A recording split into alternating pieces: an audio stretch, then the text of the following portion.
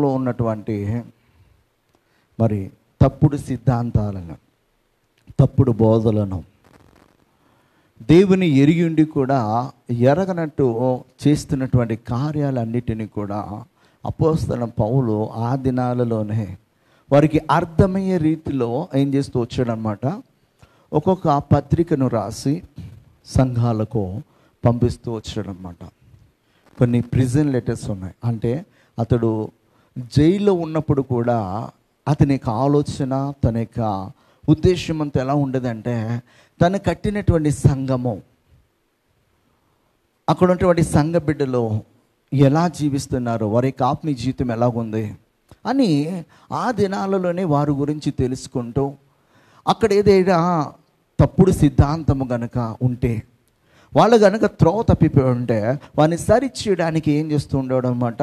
అక్కడ కూర్చొని ధర్మశాస్త్రాన్ని, దేవుని యొక్క మాటలను అన్నిటినీ కూడా నెమరు వేసుకుంటూ వీరిని దేవునిలోనికి ఎలా నడిపించాలని ఒక ఆలోచన కలిగినటువంటి వాడుగా మరి తను లెటర్స్లో రాస్తూ వచ్చేవాడు అన్నమాట. దేవుని గురించి మనం ఆలోచన చేస్తూ ఉన్నవారమైతే మన ఆలోచన అంత ఎలాగుంటుందంటే, ఎవరిని దేవునిలోనికి నడిపిద్దామా, లోతైన ఆత్మీయ జీవితంలోకి నడిపిద్దామా, ఎవరిని అభిషేకిద్దామా, ఎవరిని ప్రభు కొరకు పంపిద్దామా అని చెప్పి మన ఆలోచన ఉంటుంది అనమాట. అపోస్తలుడైన పౌలు ఆ దినాలలో అలాంటి ఆలోచన కలిగినటువంటి వ్యక్తి అనమాట. ఆయన రాసినటువంటి మాట ఏమనంటే, క్రీస్తు కృపను బట్టి మిమ్మును పిలిచిన వాణిని విడిచి భిన్నమైన సువార్త తట్టుకో మీరింత త్వరగా తిరిగిపోవడం చూడగా నాకు ఆశ్చర్యమగుచున్నది. అపోస్తలుడైన పౌలు యేసుక్రీస్తు ప్రభు ఇలా సిలువేసి మరణించిన కొద్ది కాలానికే వెంటనే సువార్త పరిచర్లోనికి వచ్చినటువంటి వ్యక్తి. ఆయన అపోస్తలులు ఉండగానే కదా పరిచర్లోనికి వచ్చాడు. ఆయన అనే కదా పేతురు, యోహాను, ఆంద్రే వీళ్ళందరూ ఉంటుండగానే పరిచర్లోనికి వచ్చాడు. అయితే ఈ గలిలయలో ప్రభువైన యేసుక్రీస్తు వారు చేసినటువంటి పరిచర్య ఎంతో గొప్పదే. ఫస్ట్ మిరాకిల్ ఎక్కడ చేశాడు ఆయన? కానాను విందులో చేశాడు ఆయన. ఆ ప్రాంతాలన్నిటిలో కూడా దేవుడు సంచారం చేస్తూ అనేకమైనటువంటి అద్భుతాలు చేసినటువంటి ప్రాంతం అది. ఆ ప్రాంతము చాలా త్వరగా ప్రభు చెప్పినటువంటి సిద్ధాంతాల్లో నుంచి ధర్మశాస్త్రం వైపు మళ్ళీపోయాడు. ప్రభు చెప్పినటువంటి సిద్ధాంతం ఏంటంటే, మీరు శారీరకమైనటువంటి స్వభావం కలిగిన వారుగానే ఉన్నారు, కానీ ఆత్మ స్వభావం కలిగినటువంటి వారుగా మీరు బ్రతకటలేదు, జీవించటలేదు. ధర్మశాస్త్రానికి ప్రాధాన్యత ఇస్తున్నా కానీ ఆ ధర్మశాస్త్రము వెనుకున్నటువంటి దేవుని యొక్క భావజాలాన్ని అర్థం చేసుకునేటువంటి వారిగా ఉండిపోయారని చెప్పేసి ప్రభువైన యేసుక్రీస్తు వారు ఆ దినాలలో ఎంతో సుస్పష్టంగా జనులకు అర్థమయ్యే రీతిగా దేవుడు చెప్పడం జరిగింది. ధర్మశాస్త్రం ఏం చెప్తుందంటే, ఒక పురుషుడు ఒక స్త్రీతో పాపం చేస్తేనే, వ్యభిచారం చేస్తేనే అతడు శిక్షకు అర్హుడని చెప్తుంది. కానీ దేవుని యొక్క ఉద్దేశము, దేవుని యొక్క భావజాలం ఎలాంటిదంటే, ఒక స్త్రీని కానీ పురుషుని కానీ ఎవరైనా మోహపు చూపుతో చూసినప్పుడే అతడు స్వాభావికంగా ఏం చేస్తూ ఉన్నాడు అన్నమాట, పాపం చేస్తూ ఉన్నాడు. అంటే దేవుని యొక్క ఉద్దేశం ఎలాగుందంటే, అసలు నీకు ఆ భావన అనేది రావటంలోనే మొట్టమొదటిగా తప్పిదం జరుగుతుంది. అసలు ఆ భావనలో నుంచి బయటికి రావాలి. ఆలోచన ఎప్పుడైతే అపవాది నీకు కలిగిస్తుందో, ఈ ఆలోచన అపవాది సంబంధమైనది, ఈ ఆలోచన శరీర సంబంధమైనది అని చెప్పి ఎప్పుడైతే మనకి దేవుడు హెచ్చరిక చేస్తూ ఉంటాడో, అప్పుడు వెంటనే ఆ ఆలోచనలోంచి బయటికి రావాలి. అది దేవుని యొక్క ఉద్దేశము. దేవుని యొక్క ఉద్దేశాన్ని ఈ రోజున చాలామంది అర్థం చేసుకోకుండా శరీర సంబంధముగానే నడుస్తున్నారు. ఇందాక బాప్టిజం ఇచ్చినప్పుడు నేను బాప్టిజం ట్యాంక్లో ఎన్నిసార్లు ముంచాను మనిషిని? ఒకసారే. అయితే ఒక సహోదరుడు వచ్చి అడుగుతున్నాడు, అన్న 3 సార్లు ముంచాలి కదా అని. 3 సార్లు ముంచే కార్యక్రమం ఎవరు చేశారు? ఎవరు చేశారు? బైబిల్లో చేశారా? లేదు. ఎవరు చేశారంటే రోమన్ క్యాథలిక్ మిషన్ వాళ్ళు చేశారు, ఆర్సిఎం, లూథరన్ వాళ్ళు చేశారు. చనిపోయినటువంటి వ్యక్తికి ఎన్నిసార్లు నువ్వు పూడ్చిపెడతావు? 3 సార్లా? హల్లెలూయా. ఎందుకు ఈ మాటలు చెప్తున్నానంటే మనుషుల యొక్క కట్టడలను, మనుషుని యొక్క ఆలోచనలను, మనుషులు ప్రవేశపెట్టినటువంటి సిద్ధాంతాలను, పారంపర్యాచారములను ఏం చేస్తూ వస్తున్నారన్నమాట. ఒక్కొక్కరు వాళ్ళు మేము ఇది చేశాము, మీరు కూడా ఇదే చేయాలి. చిలకరింపు బాప్తిసము ఇచ్చాము, మీరు చిలకరింపు బాప్తిసం ఇవ్వాలి. మేము జెండా కింద బాప్తిసం ఇచ్చాము, మీరు కూడా జెండా కింద ఇవ్వాలి. జెండా కింద ఆయన ఎందుకు ఇవ్వాల్సి వచ్చింది? చిలకరింపు ఆయన ఎందుకు ఇవ్వాల్సి వచ్చింది? దీనికి వెనక ఉన్నటువంటి రహస్యం ఏంటని చెప్పేసి తెలుసుకునే ఉద్దేశం లేక, నేను ఈ సంస్థలో ఉన్నాను, ఈ సంస్థ కొరకు పనిచేస్తున్నాను, కానీ నేను దేవుని కొరకు పనిచేయట్లేదు అని సింబాలిక్ ఏం చేస్తున్నాడు మనిషి? నిరూపిస్తున్నాడు. అందుకే మనుషులు ప్రవేశపెట్టినటువంటి కల్పన కథల వైపు కానీ, సిద్ధాంతాల వైపు కానీ, పారంపర్యాచారముల వైపు కానీ మీరు వెళ్ళొద్దు. ఈరోజు నేను ఇండిపెండెంట్గా ఉండిపోవడానికి గల కారణం అదే. నేను సంఘమును ఎస్టాబ్లిష్ చేసిన మొదటి రోజుల్లోనే కొన్ని నెలల తర్వాతనే ఇమ్మీడియట్గా ఐపీసీ వాళ్ళు నన్ను అడిగారు, మా సంఘములో, మా సంస్థలో నువ్వు జాయిన్ అవ్వాలి. ప్రార్థన చేశాను, కానీ దేవుడు ఎక్కడ కూడా నిన్ను స్వతంత్రుడుగానే పిలిచాను, కానీ మరలా నువ్వు ఆడిపోదంటున్నాడో, ఒకని కాడి క్రిందకి పోవద్దు, బానిసత్వంలోనికి పోవద్దు, ఒక ఆర్గనైజేషన్ కిందకు నువ్వు వెళ్ళాల్సిన పని లేదు, నిన్నే ఒక ఆర్గనైజేషన్గా చేయగలిగిన సమర్థుడు అని చెప్పేసి దేవుడు మాట్లాడుతున్నాడు. 3 సంవత్సరాల పైనే వాళ్ళు వెంబడించాను. నేను ఇక్కడ ఉన్నటువంటి ఐపీసీ ప్రెసిడెంట్ దగ్గరికి కూడా వెళ్ళాను, నేను సెక్రటరీ దగ్గరికి వెళ్ళాను, నేను తీసుకుని వెళ్ళారు, కానీ కలవలే. ఎందుకు కలవలేదంటే వాళ్ళు ప్రవేశపెట్టిన సిద్ధాంతాలకు నేను మరలా ఏమవ్వాలన్నమాట, గంగిరెద్దు ఏం చేస్తుంది? తలూపుతుంది. ఒకటే దేవుడు చెప్తున్నాడు, ఆయన పిలుచుకున్నవాడు నమ్మదగినవాడు, ఆయన నిన్ను స్వతంత్రుడిగా పిలిస్తే స్వతంత్రుడిగానే ఉండు, మరలా ఒకని మోచేతి కిందకి వెళ్ళొద్దు. నువ్వు అపోస్తలుడైన పౌలుని నిన్ను స్వతంత్రుడిగానే నేను పిలిచాను. స్వతంత్రుడిగా పిలువబడిన అపోస్తలుడైన పౌలు దేవుని యొక్క పరిచర్యను చాలా విస్తృతంగా చేస్తున్నప్పుడు ఆ దినాలలో అపోస్తలులకు కూడా కొంచెం అసూయ కలిగింది చెప్పాలంటే. ఈనాడు కూడా మంచి పరిచర్య చేసే సేవకుడు అంటే అసూయ పరులు బయట వాళ్ళు కాదు, ఇంట్లో వాళ్ళే. ఆ ఇంట్లో వాళ్ళు ఎవరన్నమాట? క్రిస్టియన్సే. అందుకే మాట చెప్తున్నానంటే నిజంగా అలాగా ఉన్నారు. క్రీస్తు యొక్క శరీరంలోని ఒక అవయవం లాంటి వాళ్ళం మనం గమనించాలి. ఏ అవయవానికి ఎంత పనో, ఏ పనో ఆ అవయవం ఆ పనే చేయాలి. గుండె పని కిడ్నీ చేయాలంటే చేయకూడదు, కిడ్నీ పని లివర్ చేయాలంటే చేయకూడదు. ఇంకా ఎన్నో ఆర్గన్స్ ఉన్నాయి లోపల, ఒకటి కాదు. ఒక ప్యాంక్రియాస్ చాలు మనల్ని ఇబ్బంది పెట్టడానికి. అది ఎంత ఉంటుంది? అది ఎంత ఉంటుంది? లివర్ వెనకాల ఎంత ఉంటుంది? అది కనుక కొంచెం చెడిపోయింది అనుకో, మన పరిస్థితి ఎలా ఉంటుందని గిల్ల గిల్ల గిల్ల గిల్ల కొట్టేసుకుంటాం. శరీరంలో చిన్న అవయవమే. ఈ భూమిపైన కొన్ని సంఘాలు చిన్నవే కావచ్చు, వారు చేసే పరిచర్య, వారు చేసే ప్రార్థన, వారు దేవునికి లోబడే విధానము, దేవునికి చిత్తముని నెరవేర్చే విధానము చాలా చాలా చాలా చాలా చాలా గొప్పదిగా ఉంటుంది. హల్లెలూయా. సైజుని చూడొద్దు. ఇక్కడ దేవుని యొక్క వాక్యము ఏం చెప్తుందంటే ఇంత త్వరగా ఈ గలిలయలో ఉన్నటువంటి సంఘము దేవుని వైపు నుంచి వైదొలిగిపోయి మరలా శరీర సంబంధమైనటువంటి క్రియల వైపు వెళ్ళిపోయింది, పారంపర్యాచారముల వైపు వెళ్ళిపోయింది.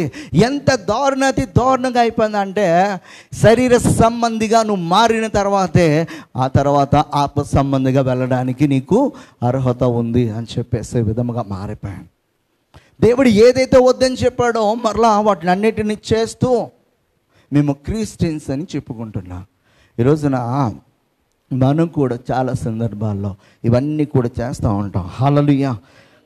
అది గలతీయులకు రాసిన పత్రిక 4వ అధ్యాయము 9వ వచనం చదువుదాం ఒకసారి. ఇప్పుడు మీరు దేవుని ఎరిగిన వారును మరి విశేషముగా దేవుని చేత ఎరుగబడిన వారనే ఉన్నారు గనుక బలహీనమైనవి నిష్ప్రయోజనమైనవినైనా మూల పాఠముల తట్టు మరలా తిరగనేలా మునుపటి వలె మరలా వాటికి దాసులై ఉండగోరనేలా. చాలా తర్వాత చదువుదాం. దేవుడు ఏది వద్దన్నాడంటే, ఇంకను మీ పారంపర్యాచారంలో మీ పితరులు చేసినటువంటి కార్యాచరణలో మీరు వద్దయా. ఇదిగో దాని వెనుకున్నటువంటి భావాజాలం ఇదే, దాని వెనుకున్నటువంటి భావాజాలం ఇదే. మీరు దానిని ఎరుగక ఆ శరీర సంబంధమైన వారిగానే చేసుకుంటూ వెళుతున్నారు, కానీ ఆత్మ సంబంధమైన వారిగా మీరు మార్చబడట్లేదు. దేవుని యొక్క ఉద్దేశం ఏంటి? పాపం చేసినప్పుడు బలి అర్పించటమా దేవుని యొక్క ఉద్దేశమా? దేవుని యొక్క సన్నిధిలో ఒక గొర్రె పిల్లను, మేక పిల్లను, ఒక ఆవు దూడ పిల్లను, లేకపోతే ఒక గువ్వను, లేకపోతే పావురమును తీసుకొని వచ్చి బలి అర్పించటమా దేవుని యొక్క ఉద్దేశము? కాదు. అసలు పాపం చేయకుండా ఉండటమే దేవుని యొక్క ఉద్దేశం. పాపం చేసేసిన తర్వాత వచ్చి ఒక గొర్రె పిల్ల యొక్క రక్తాన్ని చిందించేసేసి పాపాన్ని కడిగేసుకుని మరలా వెళ్ళిపోయి పాపంలో పొరలాడమని చెప్పేసి దేవుని యొక్క ఉద్దేశం కాదు. అసలు దేవుని యొక్క ఉద్దేశం మీరు ఎరుగక ఇంకనూ ఆ పాప స్థితిలోనే వెళ్ళిపోతూ ఆ పాపానికి పరిహారముగా ఇదో గొర్రె పిల్ల యొక్క రక్తమును, లేకపోతే ఆవు దూడ యొక్క రక్తమును, లేకపోతే ఇంకా గువ్వల రక్తమును, ఈ యొక్క పావురముల యొక్క రక్తమును, ఏదో ఒక రక్తాన్ని ఒలికించటం అనేదే మీ యొక్క భావాజాలం అయిపోయింది. అసలు పాపమే చేయకుండా ఉండాలని చెప్పేసి దేవుని యొక్క ఉద్దేశము. ఆయన పరిశుద్ధుడు గనక మీరును పరిశుద్ధులైన పరిశుద్ధులగుటకే నేను మిమ్మలను పిలిచితేనే. ఆయన ఉద్దేశం అది, ఆయన యొక్క తలంపు అది. ఆయన ఎక్కడ కూడా బలి అర్పణ కోరుకోవట్లేదు. అందుకే దావీదు భక్తుడు దేవుని యొక్క హృదయాన్ని ఎరిగినటువంటి వాడు, దేవుని హృదయాన్ని ఎరిగినటువంటి వాడు కనుక దావీదు ఏమంటున్నాడంటే, నువ్వు బలిని కోరువాడు కావు. నువ్వు బలిని కోరువాడవైతే నా దగ్గర ఎన్నో మేకలు ఉన్నాయి, ఎన్నో గొర్రెలు ఉన్నాయి, ఎన్నో ఆవుదూడలు ఉన్నాయి, ఎన్నో రకాలటువంటి బలి అర్పణలు నీకు అర్పించేవాడునే. కానీ విరిగి నలిగిన హృదయమే నీకు ఇష్టమైన బలి యాగం. హల్లెలూయా, హల్లెలూయా. ఏ పశువు యొక్క రక్తాన్ని చిందించుట దేవునికి ఇష్టం కాదు.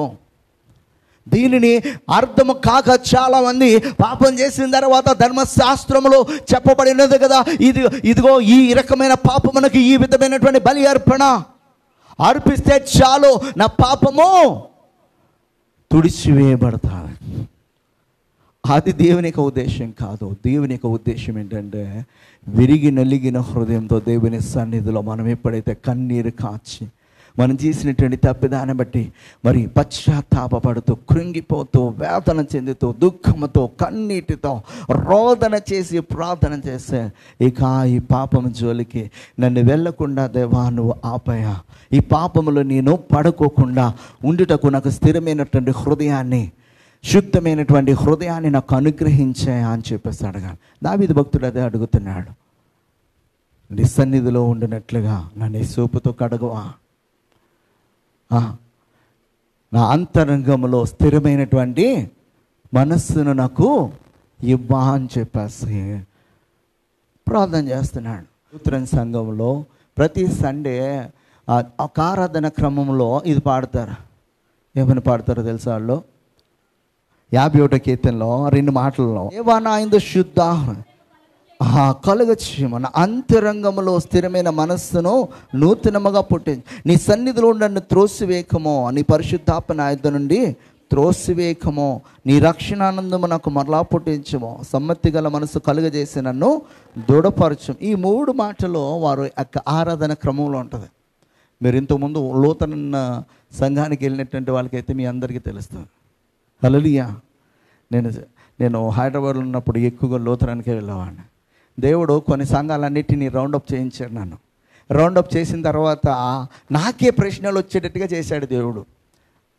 ఎందుకంటే మా ఊర్లో 2 సంఘాలు చూశాను నేను. చర్చ్ ఆఫ్ క్రైస్ట్ చూస్తే డిఫరెంట్గా ఉంది, ఆర్సీఎం చూస్తే డిఫరెంట్గా ఉంది, ఇక్కడ పెంతెకోస్తు చూస్తే డిఫరెంట్గా ఉంది, లూథరన్ చూస్తే డిఫరెంట్గా ఉంది, ఇంకా సంఘాలు కొన్ని చూస్తే ఇంకా డిఫరెంట్గా ఉన్నాయి. ఏందిరా స్వామి, చదివేది ఒకే బైబిల్, ప్రకటించేది ఒకటే క్రీస్తుని. కానీ ఎందుకు ఇంత భిన్నమైనటువంటి భావజాలం, ఎందుకు ఈ భిన్నమైనటువంటి సువార్త అని ఒక ఆలోచన దేవుడు ఇచ్చినప్పుడు చదవటం మొదలుపెట్టాను. హల్లెలూయా, హల్లెలూయా. దేవుడు సత్యాన్ని గ్రహించేటట్లుగా చేశాడు. ఆ సత్యం వైపే నేను ఉండాలని, ఆ సత్యం వైపే అందరినీ నడిపించాలని ఒకే ఒక ఉద్దేశం. హల్లెలూయా, హల్లెలూయా, హల్లెలూయా. ఇక్కడ మనము దావీదు దేవుని సన్నిధిలో ప్రార్థన చేస్తున్నాడు. నా యందు శుద్ధ హృదయం కలుగుచే, నా అంతరంగములో స్థిరమైన మనస్సును నూతనముగా పుట్టించు, నీ సన్నిధిలోంచి నన్ను త్రోసివేక, నీ పరిశుద్ధాత్మ నా యొద్ద నుంచి తీసి నీ రక్షణ ఆనందము నాకు మరలా పుట్టించుము, సమ్మతి గల మనస్సును కలుగజేసి నన్ను దృఢపరచుము, అప్పుడు అతిక్రమించి వారికి నీ త్రోవలను బోధించెదను. హల్లెలూయా. అతిక్రమించి వారికి ఏం బోధిస్తాడంట? నీ బోధలను నేను బోధిస్తాను. హల్లెలూయా, హల్లెలూయా. యేసుక్రీస్తుని తెలుసుకున్న తర్వాత, సత్యమైన మార్గంలోకి నువ్వు నడుస్తున్న తర్వాత, ఆ సత్య సువార్త వైపు అనేకులను మళ్లించుట కొరకు నీ యొక్క హృదయము ప్రేరేపించబడాలి, అనేకులను ప్రభువులోనికి నడిపించడానికి. ఆ కింద అంటున్నాడు అన్నమాట, నీవు బలిని కోరువాడు కావు, కోరిన ఎడల నేను అర్పించుదును. దహన బలినికి ఇష్టమైనది కాదు, విరిగిన మనస్సే దేవునికి ఇష్టమైన బలులు. దేవా, విరిగి నలిగిన హృదయమును నీవు అలక్ష్యము చేయవు. ఈ ధర్మశాస్త్రము ప్రకారం ఆలోచన చేసేవాడు అందరూ కూడా ఏం ఆలోచన చేస్తారంటే బలిని అర్పించాలని.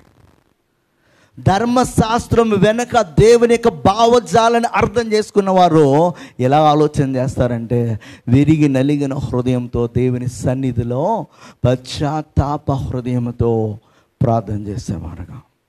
అక్కడ దావీదు అర్థం చేసుకున్నాడు, ఇక్కడ పౌలు అర్థం చేసుకున్నాడు. అర్థం చేసుకునే వాళ్ళు ఎక్కడైనా అర్థం చేసుకుంటారు. అది పాత నిబంధనలోని వ్యక్తులైనా, క్రొత్త నిబంధనలోని వ్యక్తులైనా. అర్థం చేసుకునే వాళ్ళు ఏ సంఘానికి వెళ్ళినా సత్య సువార్త ఏంటనేది అర్థం చేసుకుంటారు. వారు స్థిరముగానే ఉంటారు. ఎన్ని సంఘాలు తిరగని వారు సత్య సువార్త వైపు ఉంటారు. కొంతమంది సంఘాన్ని నుంచి ఇంకో సంఘానికి వెళ్ళేసరికి ఏమైపోతారు? టర్న్ అయిపోతారు, వెంటనే తిరిగిపోతూ ఉంటారు. సంఘాల వైపు కాదు, ఈ సంఘానికి శిరస్సుగా ఉన్నటువంటి యేసుని మనము ఎప్పుడు చూస్తూ ఉండాలి.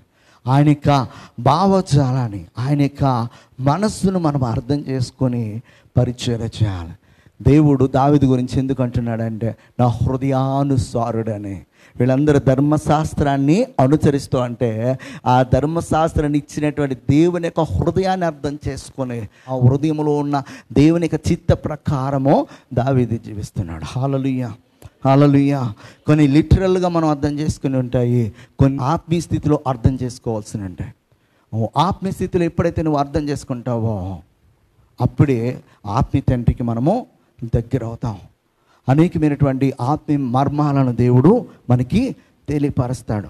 ఇక్కడ మనం చదివినప్పుడు ఏం చెప్తున్నాడు అన్నమాట, బలహీనమైనవి నిష్ప్రయోజనమైన అయినా మూల పాఠముల తట్టు మరలా తిరగనేలా మునుపటి వలె మరలా వాటికి దాసులు ఎండగోరనేలా మీరు దినములను, మాసములను, ఉత్సవ కాలములను, సంవత్సరములను ఆచరించుచున్నారు.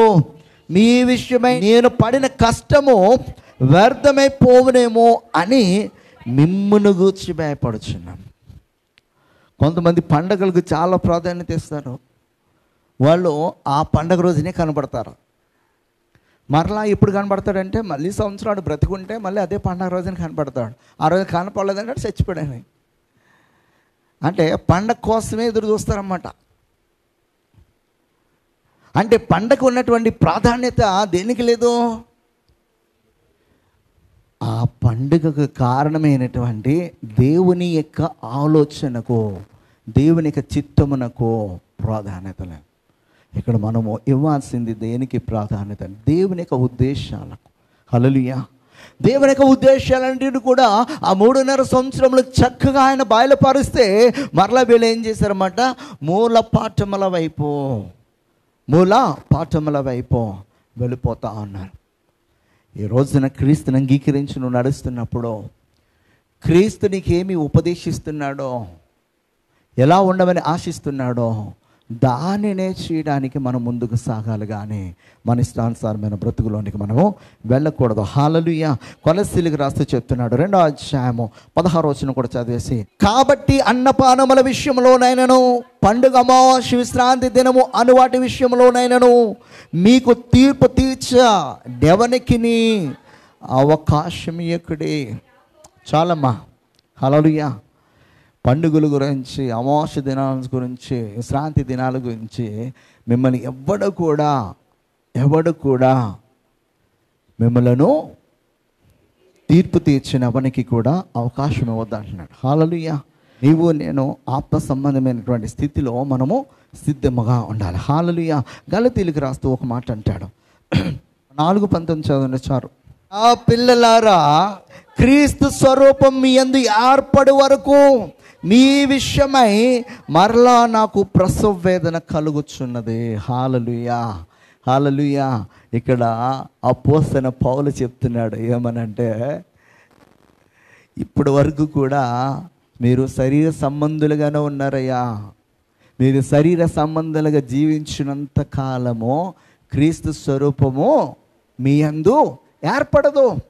క్రీస్తు స్వరూపం మీ యందు ఏర్పడాలంటే ఆత్మ సంబంధమైన వారముగా మనము జీవించాలి, బ్రతకాలి, శరీర కార్యములను విసర్జించాలి. ఆత్మ సంబంధమైన వాటిని మనము మన జీవితంలోనికి ఆహ్వానిస్తూ ఉండాలి, అలవాటు చేసుకుంటూ ఉండాలి.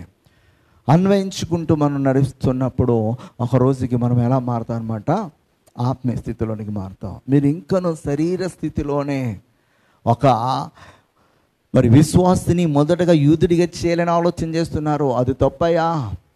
యూదుడిగా చేయాలంటే మరలా ఏం చేయాలన్నమాట, వీళ్ళు తర్వాత శరీర సంబంధమైన సున్నతి కార్యక్రమం చేయాలి, యూదుడిగా ముద్ర వేయాలి. ఆ యూదుడు అయిన తర్వాత అప్పుడు క్రైస్తవుడిగా మారుతాడు. ఈ భూమి పైన చాలా వరకు కూడా సిద్ధాంతాలన్నీ కూడా ఇదిగో ఎక్కడి నుంచి వచ్చినాయి. ఏ సిద్ధాంతైనా నా దగ్గర తీసురా, ఆ సిద్ధాంతానికి మూలమో ఏడుంటుంది, బైబిల్లో ఉంటుంది. ఏ సిద్ధాంతానికైనా ఉద్యోగాలు చేస్తున్నటువంటి సాఫ్ట్వేర్ కంపెనీలో ఒక లా అనేది ఉంది. ఆ లా ఏంటో తెలుసా, జిత్రో లా. ఒక junior software engineer, senior software engineer, lead, manager, manager తర్వాత డెలివరీ మేనేజర్, ఇంకా ఇలాగా ఒక హైరార్కీ అనేది. ఆ హైరార్కీ ఎక్కడిచ్చాడు దేవుడు, మోషేకి ఇచ్చాడు. మోషే మామ అయినటువంటి ఇత్రో అనే ఇంగ్లీష్లో జిత్రో అంటారు. అర్థమైందా? ఆ జిత్రోలా ఇది. హల్లెలూయా. హల్లెలూయా. ప్రతి దానికి కూడా ఆరిజిన్ ఏదనమాట, బైబుల్. హల్లెలూయా. ఇక్కడ చదివితే చాలు అన్నిటిలో కూడా చాలా చాలా చాలా జ్ఞానవంతుడిగా మార్చివేయబడతా. హల్లెలూయా. 5వ అధ్యాయం 6వ వచనం చదువుదాం. ఇప్పుడు యేసుక్రీస్తునందుండు వారికి సున్నతి పొందుటైంది ఏమీయో లేదు, పొందకపోవటైంది ఏమీయో లేదు. ప్రేమ వలన కార్యసాధకమగు విశ్వాసమే ప్రయోజనకరమగును. ఇక్కడ చెప్తున్నాడు ప్రేమ వలన అని చెప్తున్నాడు. అసలు ఈ ప్రేమ అనేది లేకోకుండా వాడిని తీసుకుని వచ్చి ఆడు అన్యుడైతే వాడిని వెంటనే యూదుడు చేయడానికి ఏదో ఆనాడు అబ్రహాముకి దేవుడు చెప్పాడు ఏమనంటే, నీవు నీ బిడ్డ ఒకేసారి సున్నతి చేసుకుంటే మీరు నాకు రక్త సంబంధులు అవుతారు, మీరు నాకు బిడ్డలు అవుతారని చెప్పేసి ఆనాడు ఎప్పుడో చెప్పిన దాన్ని బట్టి అదే పట్టుకున్నారు. కానీ ఈనాడు ఏమీ చేయకోకుండా క్రీస్తునందు మన విశ్వాసము చూపితే చాలు వెంటనే ఎవరికి పిల్లలు అయిపోతానమాట, అబ్రహాముకి అవుతున్నావు. మరి సర్వ సృష్టికి కారణభూతుడైన దేవునికి పిల్లలుగా మార్చివేయబడుతున్నాం. ఇంకా శరీర సంబంధమైన వాటినే పట్టుకుని దానితోనే వేలాడతారు ఇంద్రబాబు అని చెప్పేసి అపోస్తలుడైన పౌలు గలేషియన్స్కి రాస్తూ చెప్తున్నాడు. హల్లెలూయా. హల్లెలూయా. సాయంకాల సమయంలో ఇలాంటి భావజాలాన్ని ఏ సంఘంలో ఎక్కడ మన పైన రుద్దుతున్నారో దాన్ని ఆలోచన చేయండి. దేవుని యొక్క ఉద్దేశాన్ని మనము నేర్చుకోవాలి, దేవుని యొక్క చిత్తాన్ని మనం నేర్చుకోవాలి. అప్పుడే మనము నిజమైనటువంటి స్వతంత్రతను అనుభవించగలం. హల్లెలూయా. ఎందుకంటే మనం ఎప్పుడు కూడా అన్ని విషయాలలో కూడా చాలా ఉన్నతమైన స్థితిలో ఉండాలి.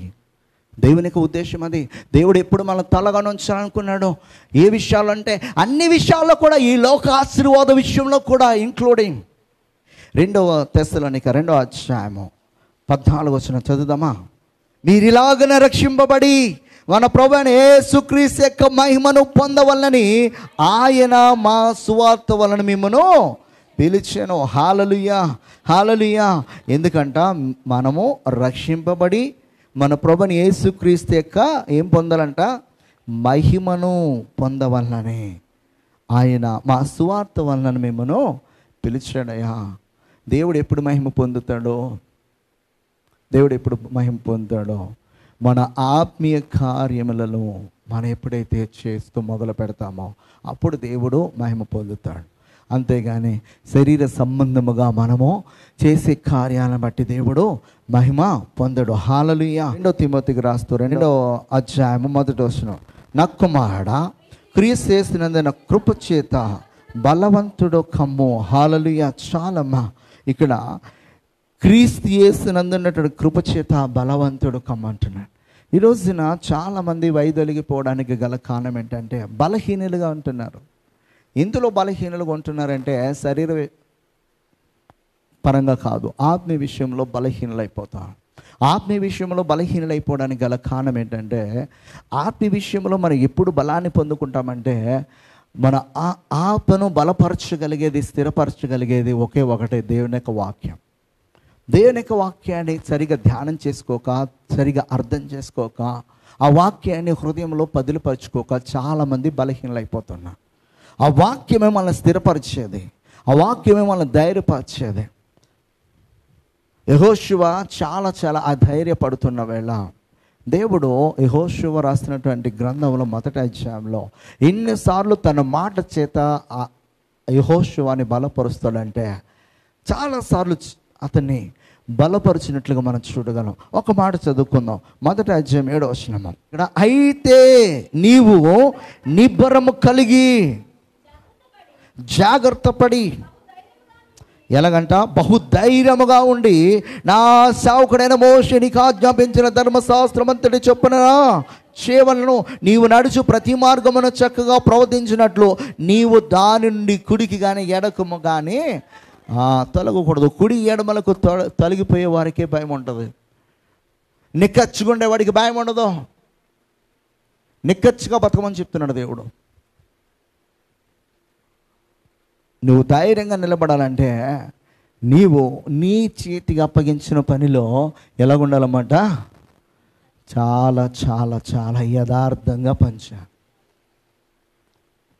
ఎప్పుడైతే మనం అలా చేస్తామో ఎవ్వరికి భయపడాల్సిన పని లేదు. అటు దేవునికి, ఇటు లోకానుసారమైన అధికారులకు. ఎందుకంటే మన అన్ని విషయాల్లో జాగ్రత్త కలిగి కుడికి కానీ ఎడం కానీ వైదొలగకుండా చేస్తున్నాం కనుక దేవుడు కూడా సంతోషిస్తాడో, ఈ లోకంలో పని ఇచ్చినటువంటి యజమానులు కూడా సంతోషిస్తారు. అది మన జీవితంలో ఎప్పుడైతే మనం చేస్తామో మనము ధైర్యంగా నిలబడతాం. హల్లెలూయా. హగ్గీకి రాస్తూ ఒక మాట చెప్తాడు, 2వ అధ్యాయం 4వ వచనము. ఆయనను యెహోవా ఆజ్ఞ ఇచ్చినదేమనగా, జెరుబ్బాబెలు ధైర్యం తెచ్చుకునము, ప్రధాన యాజకుడికి యెహోజాదాకు కుమారుడైన యెహోషువ ధైర్యం తెచ్చుకునము, దేశంలో ఉన్న సమస్త జనులారా ధైర్యం తెచ్చుకొని పని జరిగించుడి, నేను మీకు తోడుగా ఉన్నాను. ఇదే సైన్యములకు అధిపతి యెహోవా వాక్కు. హల్లెలూయా. దేవుని యొక్క వాక్కు వారికి ప్రకటించబడుతుంది. ధైర్యం తెచ్చుకోనండి, ధైర్యం తెచ్చుకోనండి. బైబిల్ మనకి ఎన్నో వాక్యాలు మన యొక్క స్థితిని బట్టి ధైర్యాన్ని ఇచ్చే వాక్యాలు ఎన్నో ఉన్నాయి. ఈ వాక్యాలు నీకు గుర్తు రావాలంటే రోజు చదివితే గుర్తు వస్తాయి. మంచం మీద ఒక రోగి ఉన్నాడు, చనిపోవడానికి సిద్ధంగా ఉన్నాడు. అయితే డాక్టర్లు అందరూ చేతులు ఎత్తేసారు. వాడికి అసలు వాక్య జ్ఞానం లేదనుకో, వాడు ఏం చేస్తాడన్నమాట? ఇంకేముందా, నా బ్రతికి అయిపోయింది, ఇంకా సర్దేసుకోవాలనుకుంటాడు. అదే వాక్య జ్ఞానం తెలిసినాడు అనుకో, వాక్య జ్ఞానం తెలిసినాడు అనుకో, మరణించిన వారిని కూడా లేపగలిగిన దేవుడైన యెహోవా, ఎండిన ఎముకలను సైతం కూడా మరలా తిరిగి జీవింప చేయగలిగినటువంటి యెహోవా, నీవు సర్వశక్తి గల దేవుడవు, నీకు అసాధ్యమైనది ఏది లేదు. ఇదిగో నేను సావన సజీవుడనే నీవు చేసే కార్యములను వివరించుటకు నాకు ఒక అవకాశం అని చెప్పి ప్రార్థన చేస్తాడు. వాక్య జ్ఞానం లేనోడైతే ఇక అంతా అయిపోయింది, సర్దుకోవడమే. ప్రతి దానికి కూడా బైబిల్ గ్రంథంలో మనల్ని బలపరచడానికి దేవుని యొక్క వాక్కు మనకి ఆది కాండం నుంచి ప్రకటన గ్రంథం వరకు కూడా దేవుడు ఎన్నో అమూల్యమైనటువంటి వాగ్దానములను మన కొరకు రాసించాడు. ఈ సాయంకాల వేళ అధైర్యపడద్దు, ధైర్యముగా ఉండు, నిలబడు, నిబ్రమగా ఉండు. నీ దేవుడైన యెహోవా నీ పక్షమున యుద్ధం చేసేవాడు. నీ దేవుడైన యెహోవా నీ పక్షమున వ్యాజ్యమాడేవాడు. నీ దేవుడైన యెహోవా నీ ప్రక్కన నిలబడి నీ మీద తన యొక్క దక్షిణాస్తమ నుంచి తోడుగా వచ్చే దేవుడు ఆయన. హల్లెలూయా, హల్లెలూయా. ఎట్టి పరిస్థితులైనా కూడా ఆయన విడిచిపెట్టే దేవుడు కాదు. నిన్ను విడువను, నిన్ను ఎడబాయను అంటున్నాడు. హల్లెలూయా, హల్లెలూయా. ఈ సాయంకాల వేళ మనకి ధైర్యం ఇచ్చేది దేనిక వాక్యము. ఆ వాక్యాన్ని ప్రతి దినము చదువుతుండు. 1 గంట రోజుకి దేవుని యొక్క వాక్యానికి అవకాశమే. నీ జీవితం మారకపోతే నన్ను అడుగు. పరిస్థితులు ఎన్నైనా తారుమారైపోయినాయి. ఉద్యోగం ఉన్నా లేకపోయినా, వ్యాపారం చేసినా చేయకపోయినా, నీ ఇంట్లో వాళ్ళు నిన్ను వెలివేసినా, నీ ఇంట్లో వాళ్ళు నిన్ను అవమానించి దూషించి నిన్ను బయటికి గంటేసినా కూడా దేవుని యొక్క వాక్యం నిన్ను స్థిరపరిచేది, ధైర్యపరిచేది. నిన్ను పెంట కుప్ప నుంచి ఎక్కడికి తీసుకుని వెళ్తుంది అన్నమాట. తన ప్రజల ప్రధానులతో కూర్చుండబెట్టుటకై పెంట కుప్ప నుంచి దీనులను పైకి లేవనెత్తగలిగిన దేవుడు, సమర్థుడు.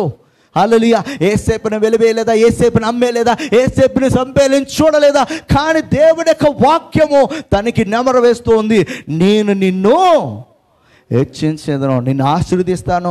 ఎలాగ ఆశీర్వదిస్తానంటే నీ యొక్క సహోదరులు, నీ తల్లిదండ్రులు నీ ముందు సాష్టాంగపడే విధముగా ఆశీర్వదిస్తాను. ఆ వాక్యమే తను ఎక్కడికి తీసుకెళ్ళిందనమాట, ఐగుప్తు దేశంలో ప్రధానమంత్రిని చేస్తుంది. హల్లెలూయా, హల్లెలూయా. ఏ వాక్య అయితే దేవుడు నీతో మాట్లాడుతున్నాడో ఆ వాక్యను చేతబట్టుకో. దేవుని సందులో ప్రార్థించే, గట్టిగా ప్రార్థించే. నీకు వ్యతిరేకంగా రూపొందబడుతున్న ఏ విధమైన ఆయుధము వర్ధిల్లకోకుండా చేయగలిగిన సమర్థుడు ఆయన. హల్లెలూయా, హల్లెలూయా. ఆ ధైర్యాన్ని ఇచ్చేది దేవుని యొక్క వాక్యం, ఆ నిబ్బరాన్ని ఇచ్చేది దేవుని యొక్క వాక్యము. కనుక వాక్యాన్ని చదవండి. నేను పదే చెప్తాను నా దగ్గరికి వచ్చినటువంటి ప్రతి ఒక్కరికి కూడా. నా పాత బ్యాచ్లో అందరూ కూడా వాక్యాన్ని చదివి చాలా డౌట్లు అడిగేవారు నన్ను. ఇంటికి వస్తే 2-3 గంటలు డిస్కషన్ ఉండేది వాక్యంతో.